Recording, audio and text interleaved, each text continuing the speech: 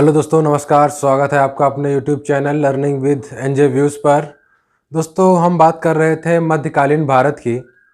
तो मध्यकालीन भारत में दोस्तों हमने जो है गुलाम वंश की शुरुआत की थी। किसकी शुरुआत की थी? गुलाम वंश की शुरुआत की थी।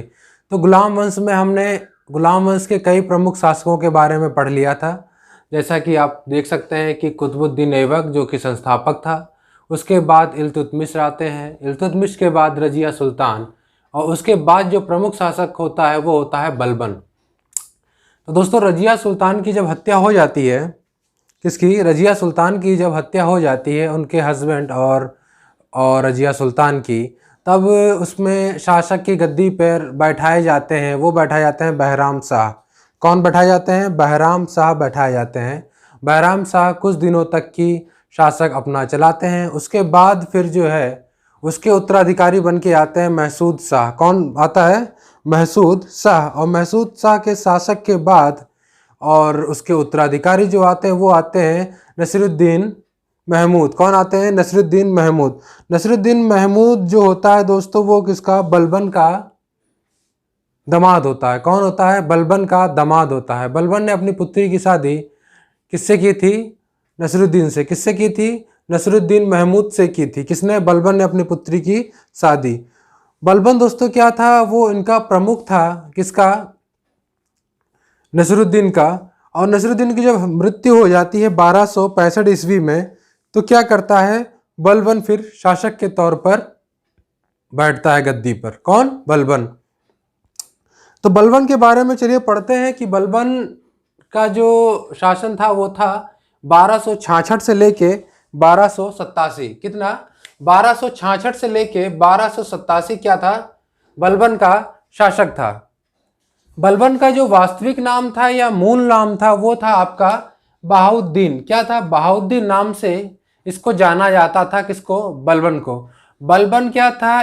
इल्बरी तुर्क था एक, और इल्तुतमिश का गुलाम था। इल्तुतमिश ने इसे खरीदा था बलबन को, तो यह इल्तुतमिश का क्या था? गुलाम था। कौन? बलबन।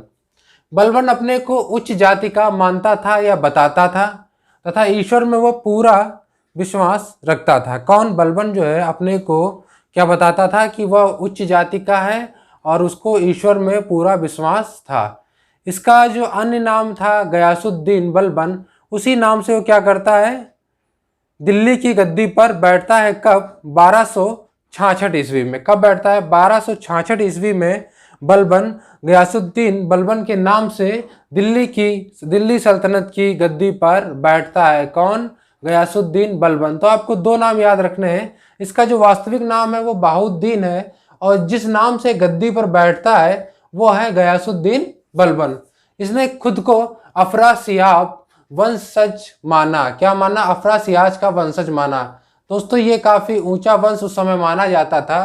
तो इसने क्या बताया खुद को? कि वह जो था अफरासियाब का वंशज था। दोस्तों, इसका कारण ये हो सकता था कि ये गुलाम था, तो गुलाम को लोग उतने अच्छी रिस्पेक्ट से नहीं देखते थे। तो इसने क्या अपने को बताया कि यह जो है अफरासियाब का वंशज है। तो दोस्तों, बलबन ने कुछ कार्य किए जो प्रमुख हैं, जो एग्जाम में पूछे जाते हैं। क्या क्या कार्य हैं? पहला उसने क्या किया कि फारसी रीति रिवाज, इसने फारसी रीति रिवाज पर आधारित नवरोज उत्साह को प्रारंभ किया। दोस्तों, ये फारसी नौ वर्ष होता है, तो उसका इसने शुभारंभ किया था। क्या नाम है? नवरोज उत्साह का। तो इसको आपको ध्यान रखना है, किसने? बलबन ने शुरुआत की थी। तथा बलबन का जो चरित्र था या उसका जो व्यक्तित्व था वो काफी क्रूर शासक माना जाता था। क्या माना जाता था? काफी क्रूर शासक माना जाता था। उसका मानना था कि शासक को निरंकुश होना चाहिए, तथा ईश्वर ने शासक को भेजा है राज करने के लिए, यह उसका मानना था। तो उसने इसका उदाहरण हमें, या उससे उसके क्रूरता के बारे में हमें कैसे पता चलता है? इसने शुरू किया था दोस्तों लौह एवं रक्त की नीति।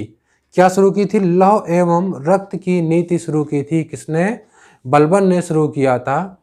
वो अपने विरोधियों के साथ इतना क्रूरता से पेश आता था कि उसकी दहशत से जो अन्य शासक उसके ऊपर आक्रमण करने वाले होते थे या विरोधी होते थे वो सहम जाते थे।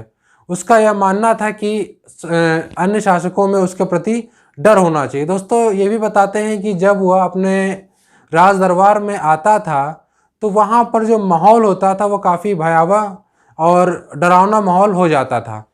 तो उसका क्या था, जो सजाएं देता था, जैसे कि अपने विरोधियों के सर वो क्या करता था, हाथियों के पैरों के नीचे दबवा देता था। कौन? बलबन। और जो उसके विरोधी होते थे उनको सजा के तौर पे उनकी पूरे शरीर की चमड़ी को उतरवा देना और कोड़ों की सजाएं देना। वो ऐसी ऐसी सजाएं देता था कि उस समय पर लोगों ने सोचा भी नहीं था, जिससे उसका खौफ काफ़ी बढ़ गया था। तो उसकी लौ एवं रक्त की जो नीति थी वो काफ़ी फेमस थी उस समय पर। राज दरबार में इसने सिजदा और पैबोस प्रथा की शुरुआत की। किसने? बलबन ने।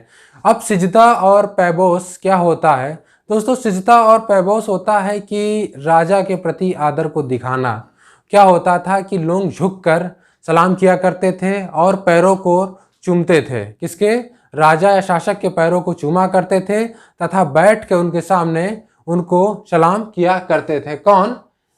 जो उसके राज दरबार में आते थे। तो इसने सिजदा और पैबोस की प्रथा की शुरुआत किसने की? बलबन ने की। लौ एवं रक्त की नीति की शुरुआत किसने की? बलबन ने की। नवरोज उत्साह को प्रारंभ किसने करवाया? बलबन ने करवाया। तो ये 3 चीजें आपको ध्यान रखनी है। चलिए नेक्स्ट देखते हैं क्या है। नेक्स्ट है, नसरुद्दीन महमूद ने बलबन को उल्लू खां की उपाधि दी। ये नसरुद्दीन महमूद वही है जिसकी शादी इसके पुत्री से होती है और इसकी मृत्यु हो जाती है 1265 ईस्वी में। कब? 1265 ईस्वी में इसकी मृत्यु हो जाती है। इसने बलबन को उपाधि दी थी उल्लू खां की, तो इसको भी आपको ध्यान रखना है। दोस्तों चालीसा का दल, चालीसा दल आपने पढ़ा होगा, किसने शुरू की थी? इल्तुतमिश ने शुरू किया था। और इल्तुतमिश का जो ये चालीसा का दल था, इसमें दलों के 40 प्रमुख होते थे जो एक प्रकार से क्या होते थे? शासन को चलाते थे। वो क्या करते थे? वो मेन भूमिका निभाते थे शासन को चलाने के लिए। तो उसमें से एक मेंबर जो था वो कौन था? वो बलबन भी था। तो बलबन क्या था? बलबन उस चीज को जानता था कि शासन, जो शासक है उसको चला कोई और रहा है और उसका चेहरा यूज हो रहा। तो उसने क्या किया? इस दल को नष्ट करने का काम किया। किसने? बलबन ने। बलबन ने क्या किया?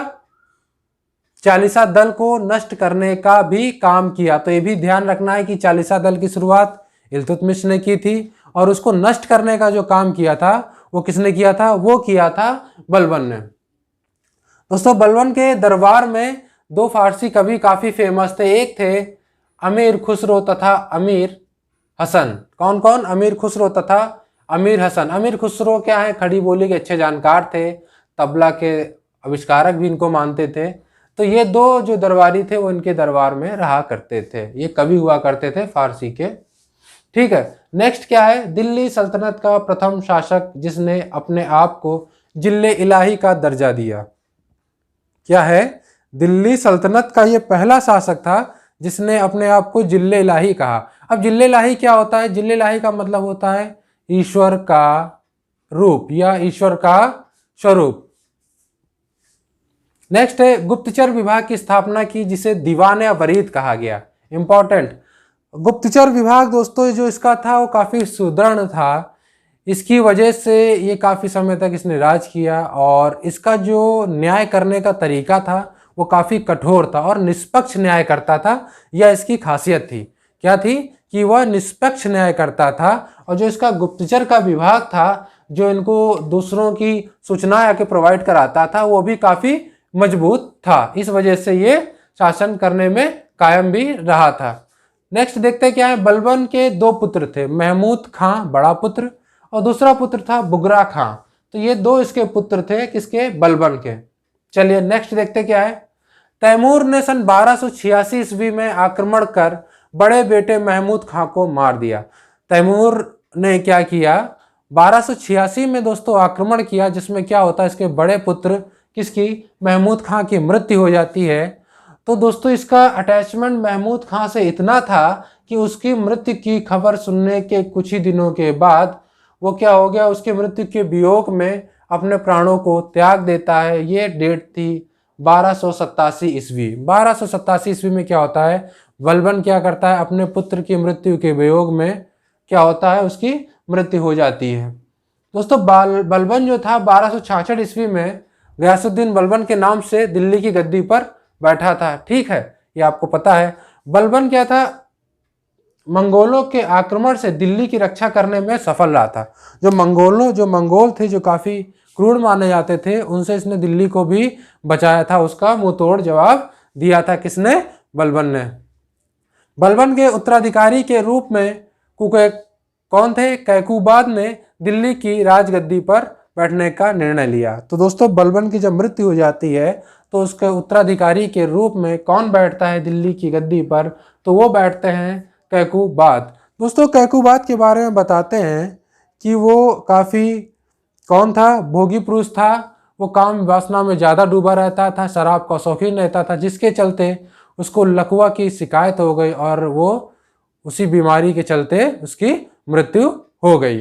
तो उसके बाद जो उसका उत्तराधिकारी बनता है वो बनता है सामुद्दीन कैमूर्स। कौन बनता है, सामुद्दीन कैमूर्स। दोस्तों ये जो है गुलाम वंश का अंतिम शासक भी था। कौन, शमसुद्दीन कैमूर्स। तो शमसुद्दीन कैमूर्स की मृत्यु या हत्या कौन करता है, वो करता है खिलजी वंश के जो संस्थापक थे जलालुद्दीन फिरोज खिलजी।